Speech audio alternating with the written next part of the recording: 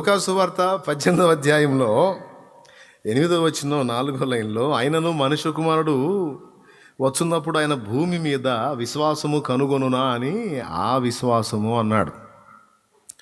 ఏ విశ్వాసము అంటే పైన ఒక ఎగ్జాంపుల్ చెప్పాడు ఆయన. ఒక ఊర్లో ఒక న్యాయాధిపతి ఉన్నాడంట. వాడి జాబ్ ఏమో న్యాయాధిపతి, వాడేమో అన్యాయస్తుడు. చేసే వృత్తి ఏమో జనాలకు న్యాయం తీర్చేది, క్యారెక్టర్ ఏమో అన్యాయస్తుడు. అంతటితో ఒట్టి అన్యాయం చేసే బుద్ధి అయితే అది వేరే సంగతి. దేవునికి కానీ మనుషులకు కానీ భయపడనివాడట.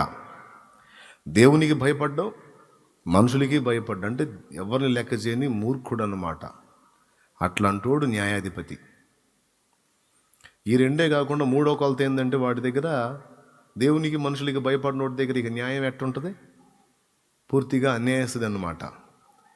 ఈ అన్యాయస్తుడైన న్యాయాధిపతి దగ్గరికి ఒకరోజు ఒక పెద్ద ఆవిడ వచ్చింది.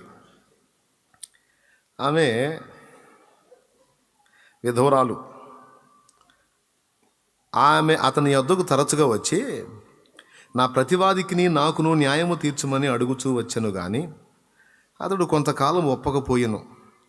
తరువాత అతడు, నేను దేవునికి భయపడకయు మనుషులను లక్ష్యపెట్టకయు ఉండినను, ఈ విధవరాలు నన్ను తొందరపెట్టుచున్నది గనుక ఆమె మాటి మాటికి వచ్చి గోజాడకుండునట్లు ఆమెకు న్యాయము తీర్చునని తనలో తాను అనుకొనెను. వినండి,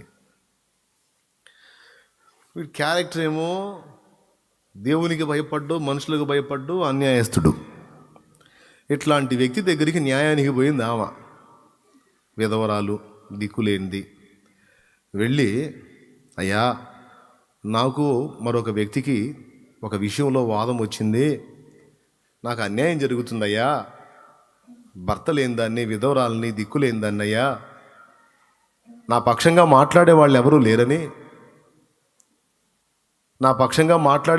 లేరని, అతడు నాకు అన్యాయం చేస్తున్నాడయ్యా, నాకు న్యాయం చెప్పయ్యా, నువ్వు పిలిపిస్తే వాడు వస్తాడయ్యా, నువ్వు మాట్లాడితే వాడు వింటాడయ్యా, ఎందుకంటే నువ్వు న్యాయాధిపతివి, దయచేసి నాకు సహాయం చెయ్యయ్యా అని వెళ్ళింది. ఏమో వెళ్ళే అన్నాడు స్టార్టింగ్లో. ఆ రోజుకు పోయి మళ్ళీ మరుసటి రోజు కనపడింది. ఏమా నిన్ను చెప్పలా, నాకు బిజీ ఉంది పో అన్నాడు. కొంతకాలము ఒప్పకపోయాను అంటే పట్టించుకోవాలా, అవన్నీ నాకు టైంలో వెళ్ళేపో, వెళ్ళవమ్మా వెళ్ళు, ఓకేనా, వెళ్ళిపోయింది. మళ్ళీ మరుసటి రోజు వచ్చి, అయ్యా అంది. ఏమా 3 సార్లు చెప్పా, బుద్ధి లేదా, రావద్దని చెబుతుంటే ఏంది నువ్వు, వెళ్ళా. అలాగేనయ్యా వెళ్ళింది. మళ్ళీ 4వ రోజు కూడా కనుక, అయ్యా నాకు న్యాయం తీర్చయ్యా.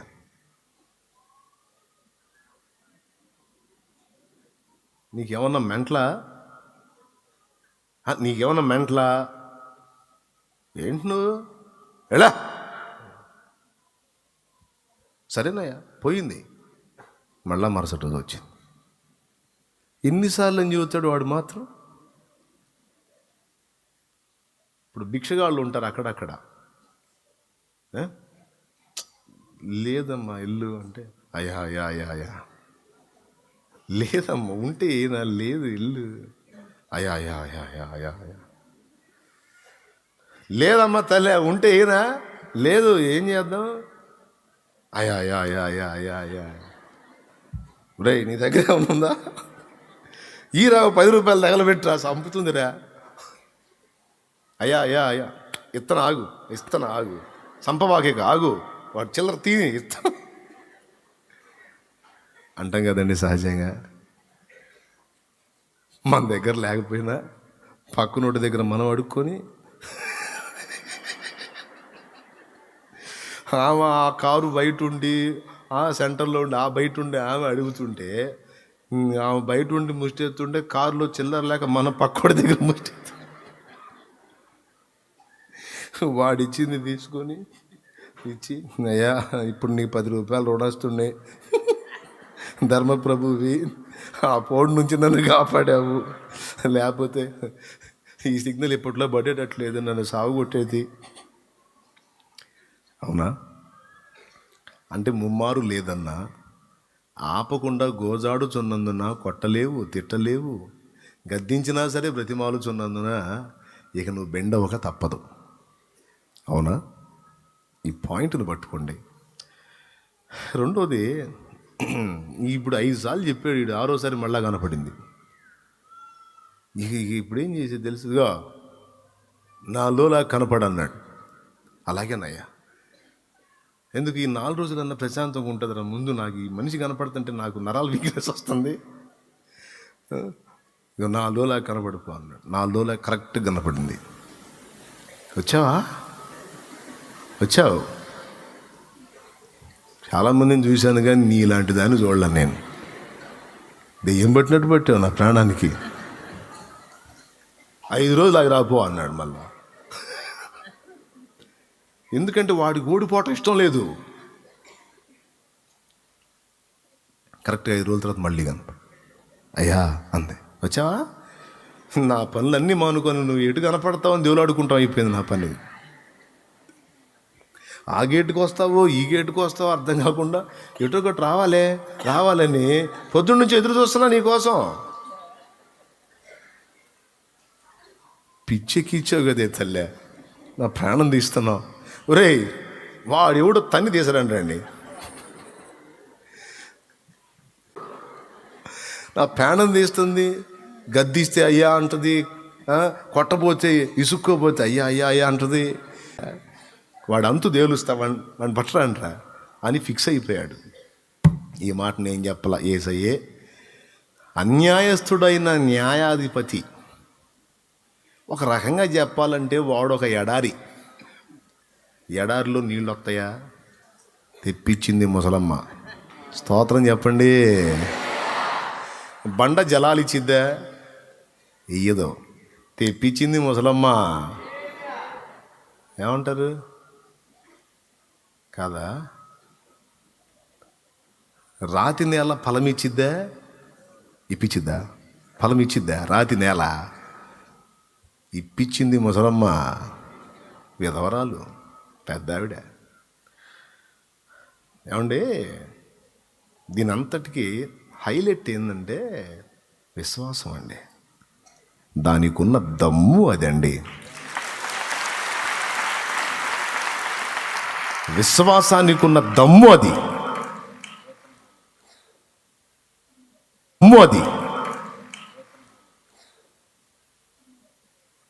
వాడు ఒక బండ అయితేనే నాకు నీళ్ళు ఇచ్చిద్ది, నేను విశ్వసిస్తున్నానని పట్టుబట్టి సాధించి ఆ బండలాంటి గుండె కరగదీసి వాడు హెల్ప్ చేసేటట్టు వాడిని తయారు చేసింది విశ్వాసము. విసుగు చెందని విశ్వాసం, పట్టుదల కలిగిన విశ్వాసం, కార్యాన్ని సాధించడానికి అవసరమైన దీక్ష కలిగిన విశ్వాసం.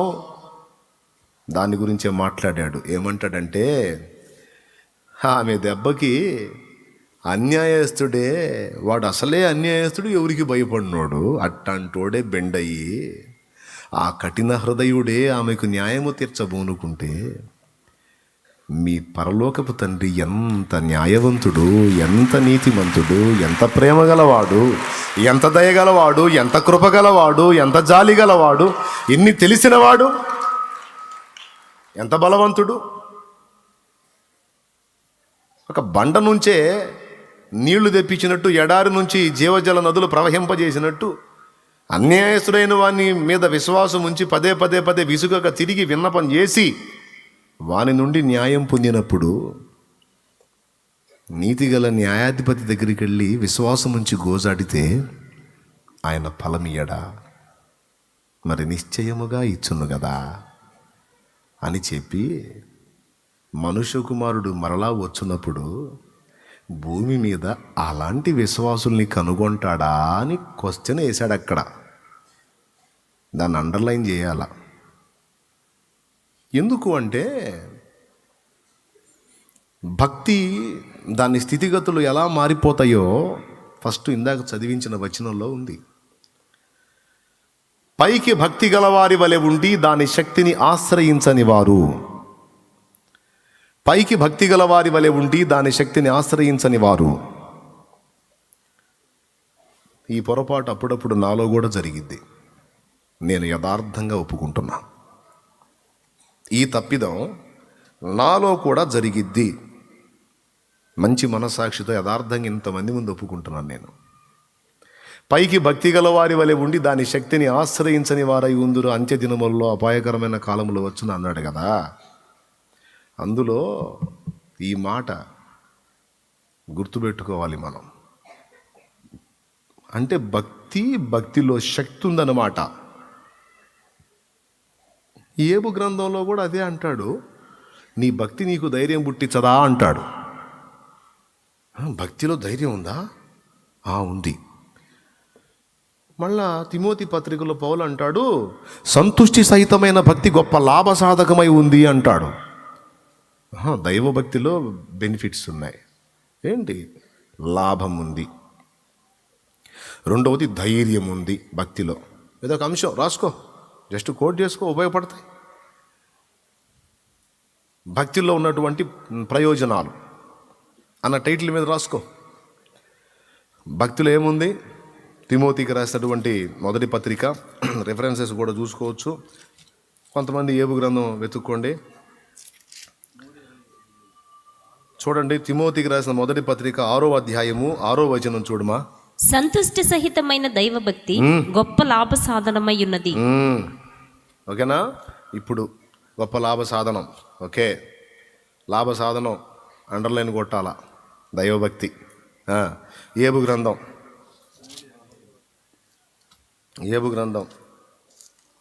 కనపడిందా నాయన?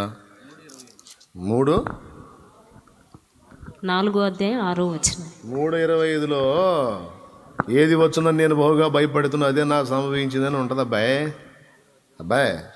4వ అధ్యాయము 6వ వచనం.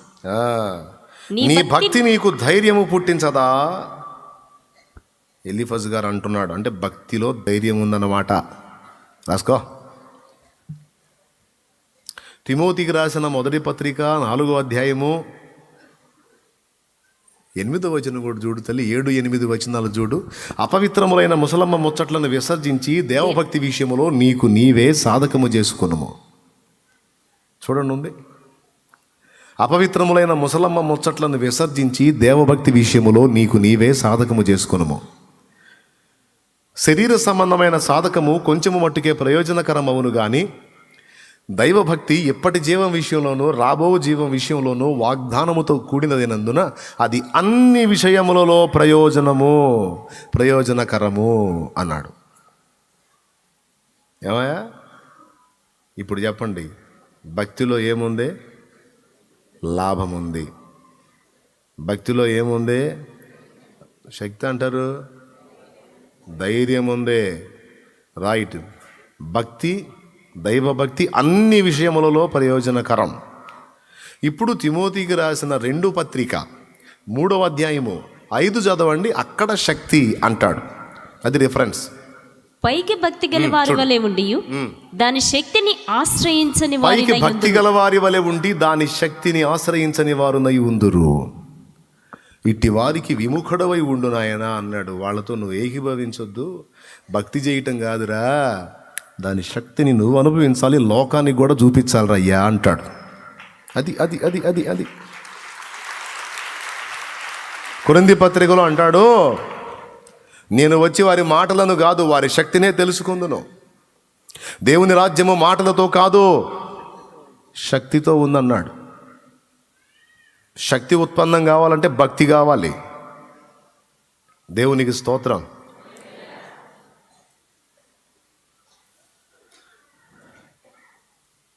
భక్తి చేత దేవుడిచ్చే శక్తిని మనం అనుభవించాలి, ప్రజలు కూడా అనుభవించేటట్టు చేయాలి. మళ్ళా ప్రజలు అనుభవించి మనల్ని గణపరుస్తుంటే మా సొంత శక్తి చేతనైనను మా సొంత భక్తి చేతనైనను ఈ కార్యము జరిగించినట్లు మీరు మారుతట్టే అలా తేరి చూచుచున్నారు అని నజరేయుడు యేసు వైపుకు మహిమ తిప్పాలి. కొడితే గట్టి కొట్టండి, లేకపోతే సర్దుకోండి, ఇబ్బంది ఏం లేదు. హల్లెలూయా. ఇప్పుడు పాయింట్కి వద్దాం. ఈ లోపం నాలో కూడా ఉంది అన్నాను. కొన్నిసార్లు మన దృష్టి మళ్ళిస్తాడండి లూసి, మన దృష్టి మళ్ళిస్తాడు వాడు. ఫస్ట్ నుంచి దేవుని మీద ఆధారపడి అన్నీ సాధించుకుంటా ఉంటామా? కొద్ది కాలం గడిచిన తర్వాత అన్నీ పొందేసుకున్న తర్వాత ఆటోమేటిక్గా చిన్నగా దేవుని వైపు నుంచి మన సామర్థ్యం మీదకి దృష్టి మళ్ళిద్ది. మన తెలివితేటల మీదకి, మన పనితనం మీదకి, మన జ్ఞానం మీదకి, మన సామర్థ్యం మీదకి, మన ఐడియాలజీ మీదకి మన దృష్టి మళ్ళిద్ది. అదే దరిద్రం. ఓకే, అట్లా మళ్ళకూడదు. ప్రారంభంలో ఏ పాదాలు పట్టుకొని ప్రతిదీ పొందుకున్నావో ఊపిరి పోయేంత వరకు కూడా ఆ పాదాలు వదలకూడదు. కానీ కొంత ప్రయాణం చేసిన తర్వాత ఆ మైండ్ మారిపోయి మానవ సంబంధమైనటువంటి ఆలోచనల్లోకి, ప్రయాసల్లోకి, టెన్షన్స్లోకి, ఒత్తిడిలోకి వెళ్ళిన అనుభవాలు నేను అనుభవించా. చంప మీద లాగా ఒకటి పీకినట్టు దేవుడు మాట్లాడుతున్నాడు నీతోనూ నాతోనూ కూడా. ప్రార్థన చేసుకున్నాక నాతో కూడా మాట్లాడని ఇదే, ఒరే బుజ్జాయ్, నా పాదాల దగ్గరకు వచ్చి మోకాళ్ళుని ప్రతిదీ గోజాడి పొందుకొని నువ్వు ఊహనైనా ఊహించని కార్యాలు చూసావు కదరా బుజ్జాయ్.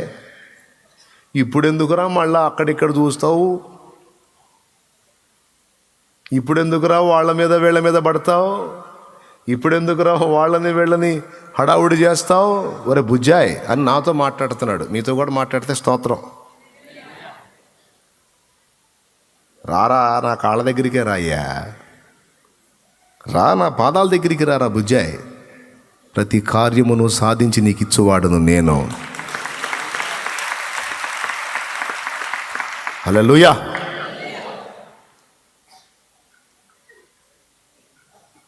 విత్తనం నాటుతాడు రైతు. ఫలం అతని చేతుల్లో ఉందా, నా చేతుల్లో ఉందా?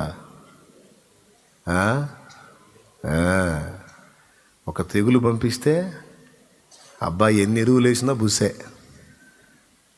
ఎన్ని మందులు కొట్టి పిచ్చికారీ చేసినా బుసే, ఏం చేతికి రాదు.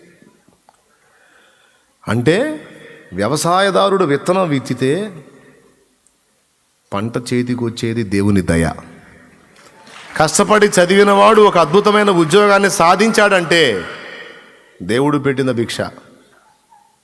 లేకపోతే గొప్ప చదువులు చదివిన వాళ్ళు చిత్తుకాయతాలు ఏరుకుంటున్న వాళ్ళు చాలామంది తెలుసు నాకు. పెద్ద చదువు చదివారు, పాత సంచి తీసుకొని రోడ్డు వెంబడి చిత్తుకాయతాలు ఏరుకుంటూ ఉన్నారు, కాగితాలు ఏరుతూ ఉన్నారు. ఎందుకు ఏరుతున్నారు కాగితాలు? మైండ్ ఎఫెక్ట్ అయిపోయి. కొంతమంది గొప్ప చదువులు చదివి కూడా నిష్ప్రయోజనం అయిపోయి ఏ ఫలము లేకుండా దుఃఖపడుతున్న వాళ్ళు ఉన్నారు.